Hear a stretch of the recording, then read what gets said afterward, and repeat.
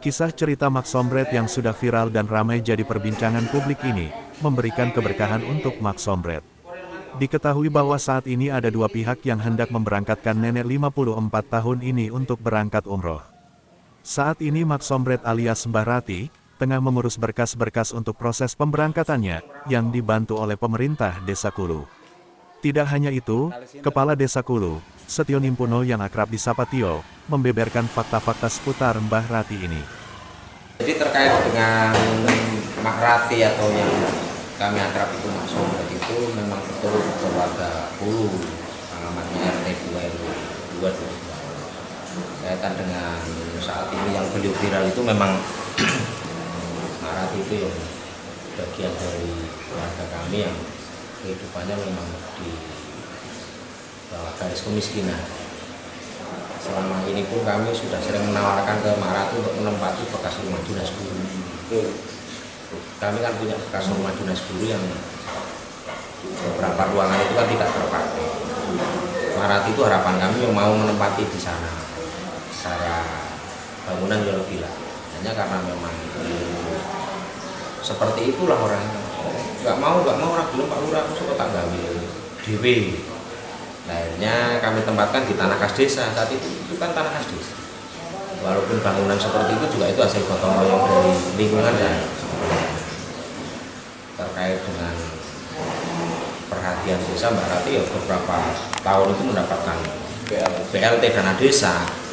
Selain beliau itu ya juga mendapatkan bantuan pangan atau BPNT Kementerian Sosial. Ada dua warga kami yang prioritas seperti itu, yang kami prioritaskan walaupun sudah mendapatkan bantuan dari dinas maupun Kementerian Sosial, tetap kami alokasikan di BLT dan desa. Yang satu namanya Mahmar Siti, sudah sepuh, Mbak Renta, yang satu Mbak Sombret.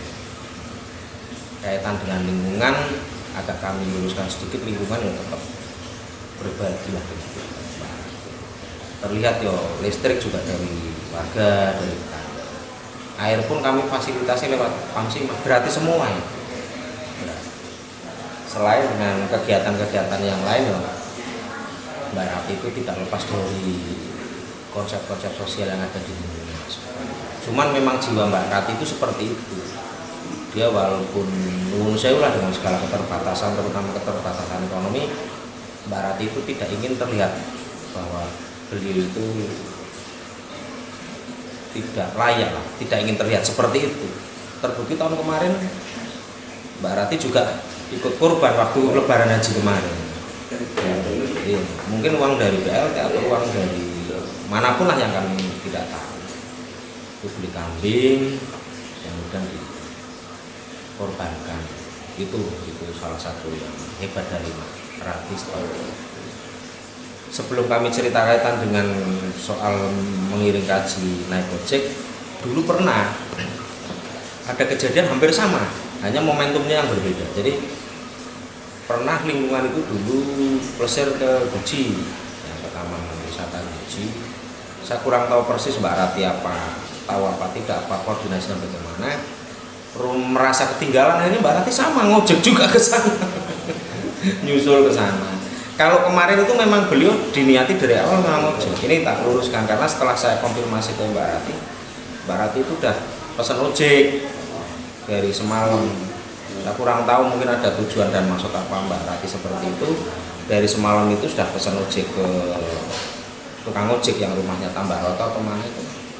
Itu dari semalam sebelum keberangkatan warga yang ngirim. Saya pun tidak tahu. Jadi kondisi tersebut Mbak Rati juga sampai duluan di Solo, sampai dulu, makanya tidak ketemu dengan rombongan kami. Dan alhamdulillah tukang ojeknya itu bagus lah, artinya sepanjang Mbak Rati di sana itu dikawal. Kemudian ketemu sama rombongan Pak Lurah Tanjung Sari juga, alhamdulillahnya seperti itu. Waktu itu saya juga langsung konfirmasi ke Pak Lurah Uyun ketika kami diberitahu bahwa ada warga Kulu yang kirim kaji sampai naik ojek dan ketemu Pak Lurah Tanjung Sari. Akhirnya saya langsung telepon ke Pak Uyun. Dan memang Pak Uyun ketemu di sana. Pak Lurah Uyun itu ketemu di sana. Saya juga sempat mengatakan kok orang tidak sih, saya atau ditahan dulu dan ketemu rombongan Kulu, karena Pak Uyun juga ada kesibukan lain, mungkin harus komunikasi dengan warga yang naik haji dan sebagainya. Pak Uyun juga sangat luar biasa, artinya Pak yang tukang ojek itu juga diwanti-wanti, tolong ini jangan ditinggal. KTP-nya juga sempat diminta sama Mas Uyun. Nanti kalau pulang minta tolong KTP-nya bisa diambil di rumah Mas Uyun. Tapi apapun alasannya, saya apresiasi sekali dengan Mbak Rati. Dan alhamdulillah ini dari beberapa biro perjalanan haji dan umroh menawarkan ke Mbak Rati untuk umroh gratis. Yang semalam sudah konfirmasi ke desa secara langsung, itu biro haji dan umroh PT Hima Hijrah Mekah Madinah yang beralamatkan di Kedung Muni. Direkturnya Mbak Haji Indah kalau nggak salah. Itu sudah telepon saya langsung dari Arab Saudi semalam, kebetulan saat ini beliau juga mendampingi kegiatan haji saat ini. Dan saat ini kami proseskan untuk membantu proses kaitan dengan kelengkapan supaya Mbak Rati itu bisa berangkat. Dan insya Allah nanti ya kita tetangga lingkungan pemerintah desa ya bantu semampu kita lah kaitannya. Entah itu pikiran, tenaga dan yang lain. Ini agak tak luruskan bahwa Mbak Rati itu tidak ditinggal dan tidak mungkin kami lingkungan untuk sekelas Mbak Rati disia-siakan, itu tidak mungkin. Itu saja. Jadi sekali lagi kami luruskan bahwa Mbak Rati itu tidak ditinggal dan tidak dalam rangka job base yang penuh seperti keterangan pertama, tidak. Memang saya kurang tahu persis niatnya apa. Saya juga sempat cari tahu informasi bahwa ojek itu ternyata sama Mbak Rati sudah dipanjeri dari semalam sebelum paginya berangkat tanggal 20. Itu saja. Dan saya minta doanya pada teman-teman, saudara-saudari semua, supaya Mbak Rati tetap diberikan kesehatan, dan kalau memang nanti realisasi bisa diberangkatkan umroh tetap dalam kondisi sehat, lancar, dan tidak ada halangan suatu apapun. Mudah-mudahan dari apa yang sudah terjadi lah, khusus kaitan dengan saat ini viralnya Mbak Rati Mbak Sombret, menjadikan hikmah untuk kita semua. Saja sekali lagi kami atas nama pemerintah desa mohon maaf yang sebesar-besarnya, tidak dalam rangka kami menyanyiakan Mbak Rati atau Mbak Sombret, itu tidak. Kalau kemarin ada yang sempat bertanya kepada kami kok tidak dilaksanakan untuk RTH atau bedah rumah, karena memang persyaratannya tidak memenuhi.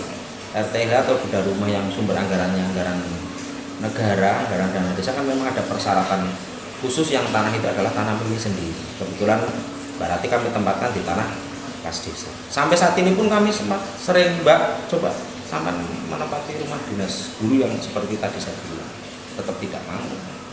Tapi artinya Mbak Rati tetap hidup bareng-bareng dengan warga, dan alhamdulillah warga tetap masih banyak perhatian ke Mbak Rati. Itu saja yang bisa saya sampaikan. Mohon maaf apabila ada tutur kata yang tidak pas, saya minta maaf yang sebesar-besarnya. Sukses selalu untuk teman-teman dan saudara-saudari semua. Mudah-mudahan kita senantiasa dalam berkah lindungan dan rahmat Allah Subhanahu wa taala. Amin. Terima kasih. Assalamualaikum warahmatullahi wabarakatuh. Waalaikumsalam. Kepala Desa Tanjung Sari, Ahmad Fauzun, yang akrab disapa Uyun ini, juga turut menceritakan sosok viral tentang Mbah Sombret. Viral Mbak Sombret itu kan menyebut nama Lurah Tanjung Sari, Pak Uyun gitu kan, yang katanya bertemunya dengan rombongan Tanjung Sari, dan di sana Pak Lurah memberikan uang jajan lah ya, uang jajan Rp100.000. Nah itu bisa dikonfirmasi Pak kebenarannya atau cerita versi dari Pak Lurah sendiri bagaimana? Sebenarnya saya sih nggak nguju, artinya kebetulan ketemu oleh Sombret itu kebetulan waktu saya ikut ngiring jamaah haji, karena Tanjung Sari itu ada sekitar 24 jamaah haji. Kemudian kami istirahat lah, katakanlah di satu tempat di parkiran gitu. Habis sholat, saya sholat dulu gitu, pulang, orang pada rame-rame pada cerita itu ada orang dari Hulu ketinggalan katakanlah rombongan, terus beliau saking punya keinginan untuk ngiring haji itu, pengen lihat ke Solo itu, ke asrama Dunuyudan itu, nyari ojek, jadi grab motor di kalau nggak salah di Pasar Kajen atau Cibeduk. Kemudian saya mendekat itu, oh saya kenal wong. Beliau itu orang Hulu, kebetulan ada beberapa kali pertemuan saya sama Lek Sombret itu. Lek Sombret itu pernah berkunjung ke rumah kita karena beliau seneng jalan-jalan terus pingin temu lurah lah, katanya dulur gitu. Beliau ngujo silaturahim, dan yang saya tahu dia nggak pernah mampir terus udon minta-minta, dia cuma pingin ngobrol, seneng gitu, dongengan itulah. Beberapa kali ke rumah kita, bahkan ada suatu momen saya itu ada momen ke Linggo Asri, acara apa itu, terus manggil Lurah Uyun gitu. Udah sempat di Linggo Asri itu, terus tak tanyain, nah lah sampan le itu lagi apa gitu. Nyong areng Linggo melaku lurah yang ngujo pingin weruh acara Linggo lah, terus tak ajak pulang sama saya satu mobil lah, mau tak antar ke Hulu. Dia di Pasar Kajen bilangnya mau belanja apalah, sayur apalah, terus tak tinggal di situ. Biasa saya ala kadarnya lah, biasa kalau sama orang kenal. Kebetulan wong saya tahu beliau itu sebatang kara, nggak punya anak, nggak punya suami. Saya ngerti ceritanya karena Hulu sama Tanjung Sari itu kan walaupun beda kecamatan itu kan bertetangga. Kemudian kalau saya terus terang satu desa Hulu itu dari mulai ujung Cukrah sampai Hulu Wetan itu saya hafal karena keluarga semua, karena dari ibu saya keluarga saya, dari om saya juga keluarga saya. Dari kecil biasalah ke Hulu itu, biasa jalan ke Hulu, ya main ke tempat keluarga, jadi saya kenal. Lah pas itu di asrama Haji Donoyudan itu saya lihat beliaunya masih nge-es sama makan cilok itulah. Tak tanyain, lek lah kok tekan kene karo sapa kok ora ono karo rombongan, tak delok dhewe kan nyong nyusul lurae numpak ojek lah. Kadang Kajen, iya numpak ojek rene yo, lah bayar piro? 600. Dia bilang 600 lah. Akhirnya saya penasaran. Ojeknya, Grabnya itu tak panggil, akhirnya tak panggil, mana ojeknya gini, akhirnya tak ajak ngobrol. Ternyata saya lihat kok anaknya masih semuda seumuran jenengan itu, terus yo ada jenggotan, terus wajahnya bening kayaknya habis sholat juga. Akhirnya tak tanyain, Mas sampan mana pulangnya? Sambiroto lah, saya kenal Sambil dekat ini Pak Lurah, dekat ini Mas Joko Pinto. Oh iya nyong, situ Pak Lurah situ lah. Saya bilang udah gini, karena Lek Sombret itu kalau nggak keliwat karo jenengan itu mau tak ajak, saya tak ajak pulang atau mobil, tapi bilang dia mau jalan-jalan, pingin jalan-jalan lah, muter-muter gitu. Akhirnya yaudah gini aja, nyong titip sedulurku Lek Sombret ini tolong dibawa ya, tolong di Eman dijaga temenan. Dia kayak Eman, ojeknya itu Eman, bawain akuannya, gendeng, koyo Eman kayak leknya sendiri kayak oleh saya nyaman begitu. Impression itu enggak apa-apa, langsung tak tinggali nomor si Mas ojeknya yang Biroto itu, tolong ini nomor saya, kalau ada kesulitan di jalan tolong saya dibel, karena ini keluarga pasti akan saya jemput gitu. Iya Pak Lurah gitu gitulah, itu gitu aja lah. Terus yo saya ala kadarnya lah, karena yo biasa kepian saya, keprihatinan gitu, ala kadarnya saya bikin udah ini nanti untuk beli es gitu aja, saya suruh untuk beli es, nanti hati-hati ya, pokoknya pegangan, nanti baca bismillah, pokoknya harus jalan-jalan ya ngasih malam nggak apa lah. Setelah itu saya ada acara, saya itu mau jenguk salah satu keluarga Tanjung Sari di sini, kebetulan di sebelah balik desa nang Butarong di Binmas itu, kebetulan lagi gerah sakit di Karanganyar. Saya mubeng-mubeng di Karanganyar itu, saya pulang sekitar hampir jam setengah 10 itu, saya sudah membuka ada kabar bahwa sudah pulang jam 8, alhamdulillah selamat. Jadi saya ikut senang juga berkaitan dengan Lek Sombret. Terus terang ini rekan dari pers, dari media, saya jelaskan bahwa Lek Sombret itu kayaknya itu hidup sebatang kara, udah nggak punya keluarga, artinya keluarga pokok kandung yang anak suami itu nggak punya. Kalau keluarga berempet mungkin masih ada di Hulu atau di Tanjung Mas. Cuma beliau itu orangnya mandiri, dia kerja gawe nyari katakanlah kebutuhan sehari-hari itu, nyari itu rongsok, jadi nyari mulung lah di sekitar area alun-alun itu, area alun-alun. Sama orang Tanjung Sari itu sama, orangnya mandiri, namanya Mbak Cengek itu sama itulah. Sepengetahuan saya beliau itu bukan orang yang katakanlah mampir ke tempat orang minta dikasihani, minta, enggak, dia mandiri, enggak pernah minta. Ketemu saya ke rumah berkunjung berapa kali itu enggak pernah minta.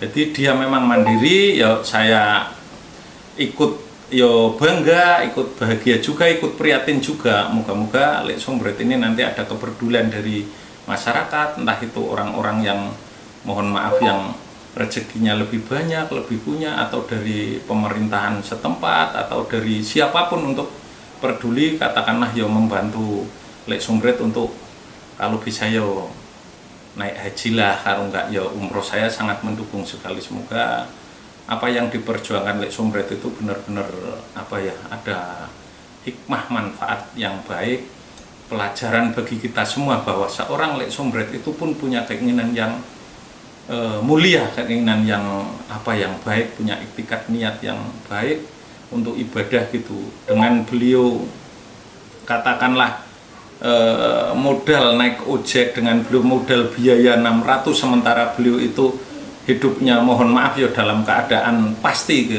kurang mampu, itu ya insya Allah lah apa yang beliau perjuangkan, apa yang dilakukan itu nanti mendapat respon yang baik dari masyarakat umum maupun dari orang-orang yang berkewenangan. Katusnya kira-kira dari saya yang bisa saya bantu seperti itu, mas-mas dari Baras.